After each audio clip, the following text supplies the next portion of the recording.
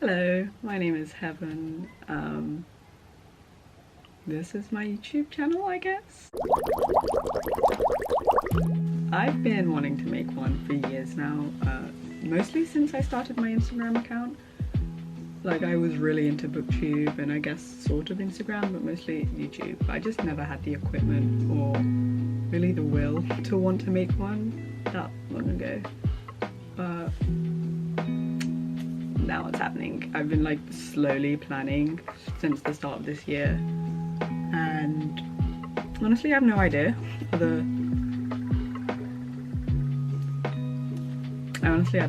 how to start like my first video, so I thought I might introduce myself quickly and then do a little book haul. Okay, I wouldn't say little, I just realized how many books I've received this month so far, and we have 6 days left. Jesus Christ. My name is Heaven, I live in London, and I've been on Bookstagram for the past 5 years now, and I love reading. I decided to make my Instagram account just because I love reading and photography so much, and I thought, why not incorporate both of those things and make an account for myself. Plus, literally no one in my life likes reading, not even a bit, so it's not like I could kind of talk to them about what I was reading. So it was nice to like meet loads of people on Instagram, so I thought, why not branch out to YouTube. I'm a bookseller as well as a writer. I'm not actually published or anything, but I'm working on a couple of pieces. So let's just head on over to the book haul. I'll be starting off with books I've been gifted. This came in today and it's a copy of The Mixed Race Experience by Naomi and Natalie Evans.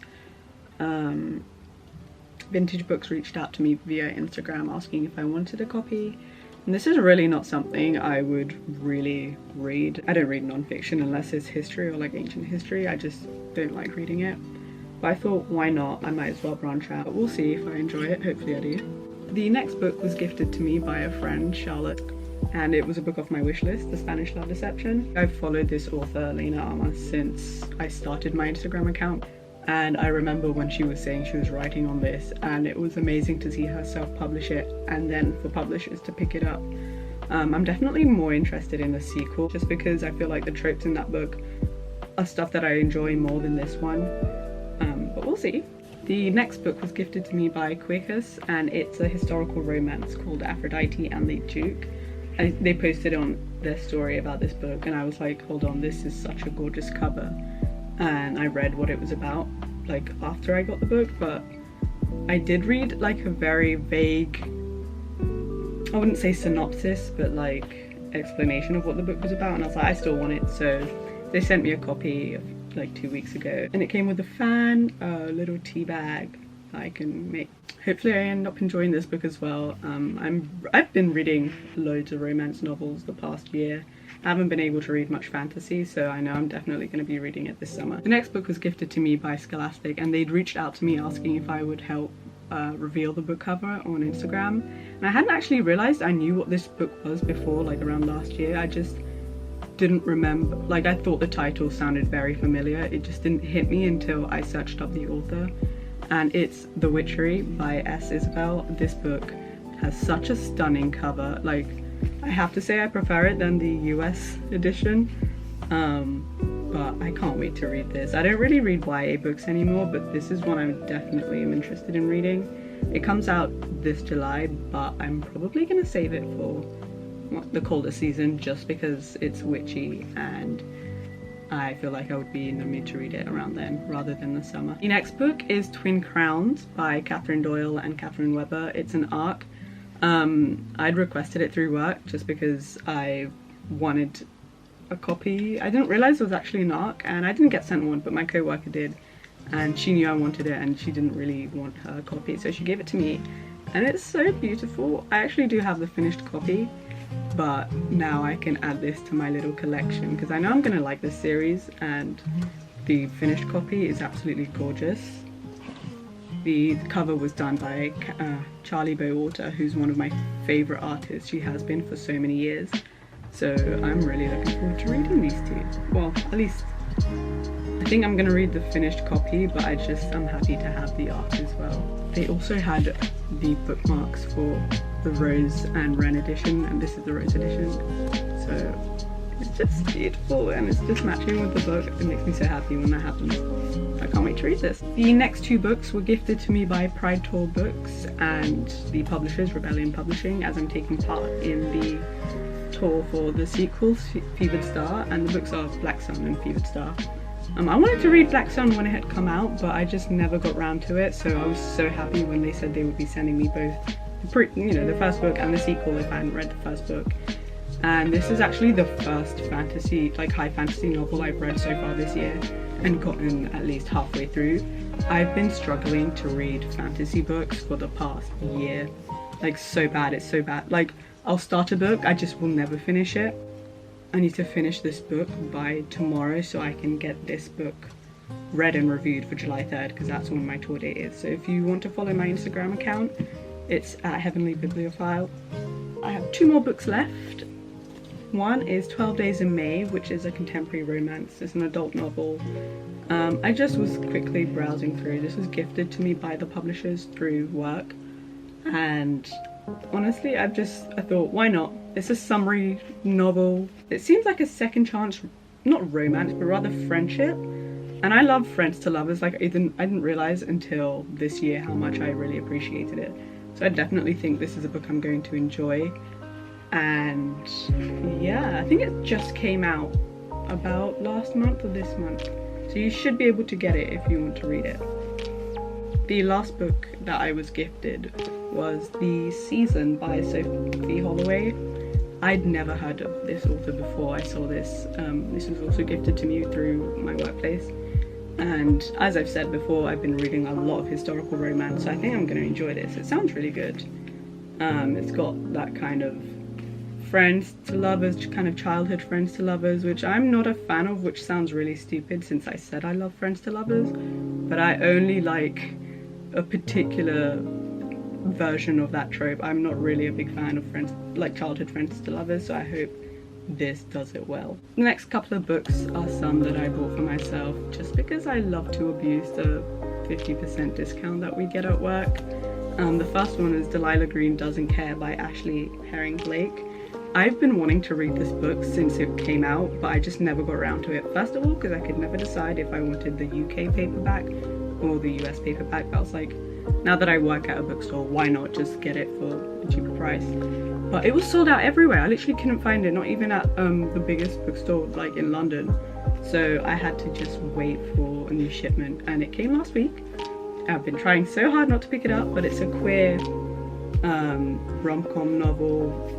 Delilah Green is a photographer just like me, and oh my god, I just know I'm gonna love this book. I've heard nothing but great things about it, so I'm very excited to read this in July. The next book was one that I'd read on ebook not last year, I believe it was in 2020, right after I finished watching the first season of Bridgerton, but it's the third book in the Bridgerton series, An Offer from a Gentleman by Julia Quinn.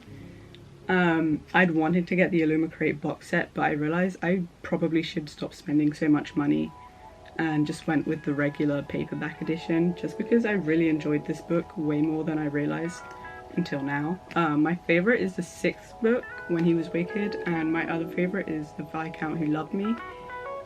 Yeah, now I have a physical copy of this book. Plus, isn't this such a lovely shade of green? I love green so much. I managed to get a copy of An Ember in the Ashes, the UK hardback. When I first got into this series, the second book had just come out and obviously it was in the hardback, and I'd missed out the opportunity to get the first book in the hardback. I had to get the paperback. And one of my Instagram mutuals was selling her copy for like 12 quid, which is really good considering the fact that people will sell first editions for a ridiculous price, especially when they've like changed the covers, which they did for this series. And it's so beautiful, like it's shiny, it's matte, and it's just, I need to reread this series before I read the last book. I haven't actually picked up A Sky Beyond the Storm just because I don't want it to end, and it's been 2 years, like, okay, it's almost been 2 years, but I think I might get round to rereading the series this December. The next book I got was Love Radio by Ebony Liddell, and I only got it, well, there are two people who are to blame for this purchase. Not really blame, but to thank really. One was Isaiah from Compulsive Book Buyers on TikTok. She made like a really cool I'm doing my makeup / telling you the plot of a book as if it was my life kind of thing, and I immediately was like, I need to get this book.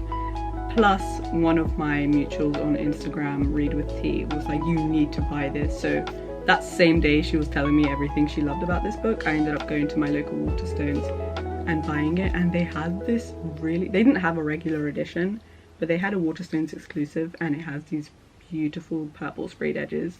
Also, look at that cover, isn't it so pretty? It seems like I've been buying a lot of YA books recently, which is weird because I haven't been reading many at all the past 2 years. But the next one was Excuse Me While I Ugly Cry by Joya Jafoni.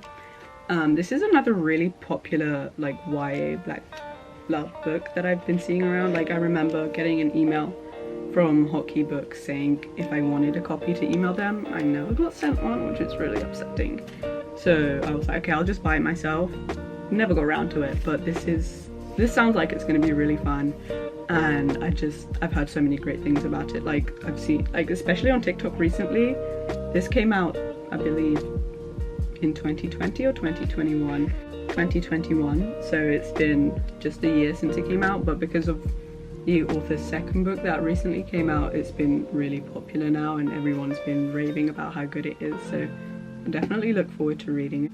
I realise I haven't been explaining the plots of these books, but there are so many, I just don't have the time, and I'm getting kind of tired just speaking, so having to explain the plot for every single book would just conk me out. The next book I got was The Lovers by Paolo. I can't pronounce that last name, Italian surnames can be so hard. This is my first, actually no, this is my second translated novel, but the first that I myself have bought. I didn't realise it was until like after I bought it, but I wonder if I can find it in Italian just so I can read it. I don't read many books in Italian, so it would be fun. I was mostly pulled in by the cover, like it's so pretty, but also the plot sounds really fun.